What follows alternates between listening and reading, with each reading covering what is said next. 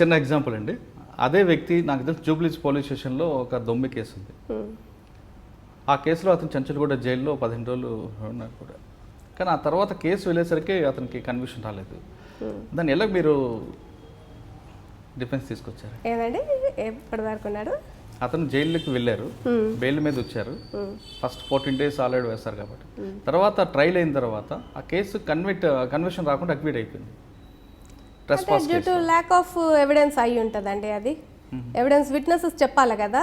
Unless until witnesses support the case of the prosecution nobody can help them.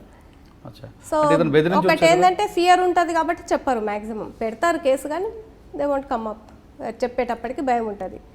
So అట్లా rowdy Srisailam Yadav అని పక్కన పెడితే మిగతా రౌడీ షీట్ కేసుల్లో ఎక్కువగా కన్విక్షన్ రాకపోవడానికి కారణం ల్యాక్ ఆఫ్ ఎవిడెన్స్ అంటారా, ల్యాక్ ఆఫ్ విట్నెస్?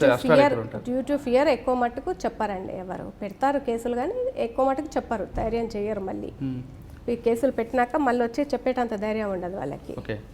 సో అట్లా చాలా మట్టుకు కేసులు పోతాయి. అది అట్లా కంటిన్యూ అవుతా ఉంటుంది. విక్టిమే అక్యూజ్డ్ పోయి బెదిరించొచ్చు కదండి వాళ్ళకి. అక్యూజ్డ్ బెదిరించచ్చు కదా కేసు అంటే మళ్ళీ మేము ఏం చెప్తాము, మళ్ళీ కంప్లైంట్ ఇవ్వమని చెప్తాం కదా. ఇప్పుడు కంప్లైంట్కి ఆ రైట్ ఉంటుంది కదండి. ఒకవేళ మళ్ళీ అక్యూజ్డ్ వచ్చి బెదిరించినా కంప్లైంట్కి మళ్ళీ ఉంటుంది రైట్ కంప్లైంట్ ఇవ్వడానికి. మళ్ళీ వచ్చిన థ్రెటన్ చేస్తుండే అట్లా చేస్తే బెయిల్ కూడా క్యాన్సిల్ అవుతుంది. అతను లోపలికి పోతాడు ఇమ్మీడియట్గా బెయిల్ క్యాన్సిల్ అయితే. అంటే ఇప్పుడు శ్రీశైలం యాదవ్ లాంటి రౌడీ షీటర్ని మీరు కాపాడంలో ప్రొఫెషనల్గా మీరు కాపాడారు, అంతవరకు యాక్సెప్ట్ చేయొచ్చు. అతను తిరిగి రౌడీ షీటర్గా మారకుండా మరో క్రైమ్ చేయకుండా అతను కౌన్సిలింగ్ చేసే పద్ధతులు మీరు తీసుకున్నారు ఏమైనా? అవన్నీ తెలియదండి. జస్ట్ జూనియర్ అడ్వకేట్ కదా అప్పుడు. సో మనకు అంత తెలియదు అది. అంటే వాళ్ళు కొంతమంది బ్రెయిన్ వాష్ చేస్తుంటారు. గతంలో బోనాల్ శంకర్ అని ఒక క్రిమినల్ ఉన్నారు, ఆయన దగ్గరికి నయీం అనే వ్యక్తి వచ్చేవాడు. ఆ కేసుల్లో అతను బెయిల్ వేస్తున్న తర్వాత చెయ్యొద్దురా అని అతను ఒక ఉపదేశం ఇచ్చారు. అటువైపు మీరేం చేసేవారా అని? అట్లా మేము వెళ్ళలేదండి. జూనియర్ అడ్వకేట్స్ కాబట్టి we use to follow seniors instructions అంతే. 7 సంవత్సరాలు అయిన తర్వాత నెక్స్ట్ ఎక్కడండి? జితేందర్ రెడ్డి గారు అండి. జితేందర్ రెడ్డి గారు, నేను, ఇంకా నరసింహారెడ్డి, ఇంకొక అమ్మాయి ఉండేది మాధవి. నలుగురం ఇండిపెండెంట్ అయినాం. ఇండిపెండెంట్గా కేసెస్ డీల్ చేయడం స్టార్ట్ చేసినాం. 420 అన్నీ ఉండేటివి అప్పుడు. చీటింగ్ అన్ని రకాలే ఉండేటివి మాకు ఆఫీస్లో కేసెస్. అట్లా ఒక 12 years చేసినాం. 12 years తర్వాత ఇక్కడ ఫస్ట్ పోస్టింగ్ వచ్చింది నాకు 5th additional MSJలో. 5th additional MSJకి అపాయింట్ అయినాక ఆల్మోస్ట్ 80 కన్విక్షన్స్ దాకా తీసుకున్నామండి.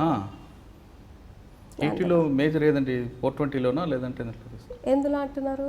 కన్విక్షన్ తీసుకున్నారు. కన్విక్షన్స్ అంటే 304Bలు ఉండేది అప్పుడు. 5th additional MSJ అంటే 304 అన్ని ఉమెన్ రిలేటెడ్ కేసెస్.